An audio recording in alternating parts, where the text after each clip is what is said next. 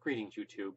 Um, I was recently watching the film Renaissance, the 2006 animated film. It's a French film, and it was the American version, or the English version was voiced, the main character is voiced by Daniel Craig. And it's a nice little cyberpunk noir film. It's a little dated because they started it at the end of the 20th century, and it took them like 6 years to get the thing finally filmed.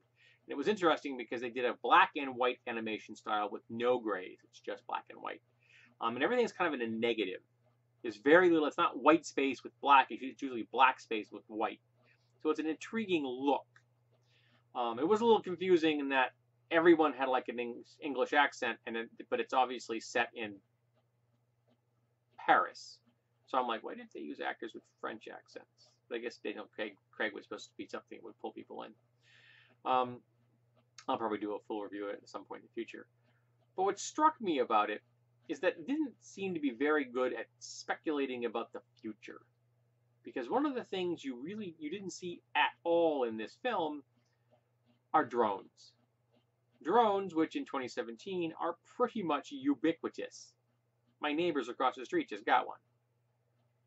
And high quality drones with built-in, AI stabilization and homing functions and things like that, and really good cameras are now available for reasonable prices in the 1,000 and under range. So lots of people are buying them and are now able to take lots of really good footage. And that's in 2017. The film is set in 2054. Now, admittedly, there's supposed to have been some kind of a war in 2042. And I wondered, did the British take over Paris? Take over France? That's why everyone has an English accent? But no. I think the film would have been better if they'd used actors speaking English with French accents. You can't tell me there aren't enough French actors out there who could have pulled that off, who are fluent in English, but would still have preserved the French flavor that really is more appropriate to the film. But drones can do a lot in a cyberpunk setting. In fact, drones could very easily tip the scale one way or the other in a campaign for role-playing. And drones could become the basis of the campaign whether you wanted it to or not. And very shortly, you may find yourself in an escalated war of drone versus drone measures and countermeasures, which would be very fascinating for the person in the group that is the drone jockey, who is a gearhead in real life, an engineer of some variety probably, and really loves getting into the technical minutiae of all those bonuses and stats and things like that, and designing the perfect, fastest, longest range drone he possibly can. And we all know gamers like this. And while the rest of the group just sits there and twiddles their thumbs, quite possibly, literally, with their smartphones. And if the campaign goes deep enough and it gets into the range of nanotech outside of biological organisms or outside auto factories and things like that, 3D printing factories, if you get free range nanotech, which was the cause of the end of the world, and I think the alternative version of Gamma World, I'm not correct, or was it the White Wolf D20 version? I can't remember. But regardless, one of the versions had nanotech as the end of the world scenario. It didn't go gray goo, but still it was a really bad trip. If you have free range floating nanotech, then it goes even worse, because now you're getting beyond drones, and now you're just going nanotech colony versus nanotech colony. And then you have to throw some kind of hand-wavium. Well, this zone is saved from nanotech. It's got this anti-nanotech field around it. And then the party just becomes the team that goes in and turns the field off, and you're in Star Wars, and the Millennium Falcon comes in, or the X-Wings, and they blow up the target, and the story's over. In this case, you turn the field off, and then the nanotech cavalry comes flying in and destroys the target. The player characters become less and less relevant, and it becomes more and more technology versus technology.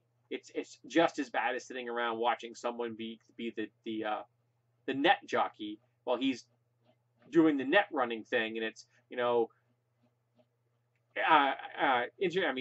viruses here and countermeasures here and measures and countermeasures and all kinds of things like that, which again is really interesting for the guy doing it or the girl doing it, and the rest of the party is twiddling their thumbs. And I'm trying to think about this, and if you really extrapolate it far enough, that was what the world ends up as. You end up with this kind of stalemate with nanotech colonies and nanotech colonies going against each other, always seeking and probing and trying to find a way to get through, and the measures and countermeasures evolving so quickly, literally evolving so quickly, that maybe they can't ever get very far. Now, does that neutralize the nanotech for the most part? Or does one of them decide to go the 4 judges of the apocalypse route and decide, well, maybe if we just eradicate life on Earth, we win? And then you get a Grey Goo scenario. How do you keep drones or nanotech from dominating or taking over a cyberpunk or a science fiction setting that isn't space opera? Because, in space opera, you can skip this entirely. There is no nanotech. There are no drones, are ignored for the most part in Star Wars. They use a little bit of that, but not much. And they're like completely ignored in Star Trek. The drones AI is almost completely ignored in Star Trek. Robotic systems don't exist for the most part, which baffles me to this day. Not to mention their computers are worse than the ones we have now. Can you do that? Can you keep the game from devolving into spy versus spy, into measure versus countermeasure? And the people that aren't involved in the technology that's doing the gaming at that point, what do they do? How do you prevent that from happening? Because I get at the moment, I'm kind of stuck in this. I'm like, if you extrapolate it logically, that's the end game. And that's depressingly dull. Not to mention also really, really dangerous. I think they touched upon that in Diamond Age, maybe? But I it's been a long time since I read it. But that's what you end up with sometimes. And it isn't what we want. We want street samurais. We want tank jockeys and golem pilots and full version, conversion cyborgs and net runners. For some people want net runners and faces and media stars. That's what cyberpunk's all about. It isn't the drones and the nanotech swarms. But I'm seeing those as the logical conclusion of the technology in a cyberpunk setting, and how do you avoid that? Now that that thought is in my head, I'm having a hard time rolling it back. I'm having a hard time coming up with a justification that says, well, we can just ignore that for the sake of the game. Part of my brain's like, no, you can't. And a gamer that once it gets inside their head is going to do everything they can, hell or come high water, to be the inventor of the drones that give them the balance, tip the balance in their favor, or the nanoswarms that let them reap the rewards and become horribly, hideously, grotesquely rich without ever having to leave their couch. So, can you do it? Can you avoid it? And if you can't avoid it, do you just not play that game? Or can you pretend that it's still 1990 and Cyberpunk 2020 is still fresh in the world? And you can do a retro game and not worry about it? And how do you avoid it in Star Trek and Star Wars? Or do those space operas just don't worry about it? Because at this moment, right now, at the time of the filming of this video, I'm having a hard time separating myself from that. So I'm looking for some input. I'm looking for some ideas out there. I know that you folks have both of those.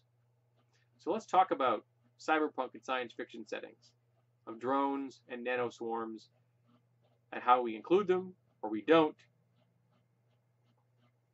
and can we just have some fun?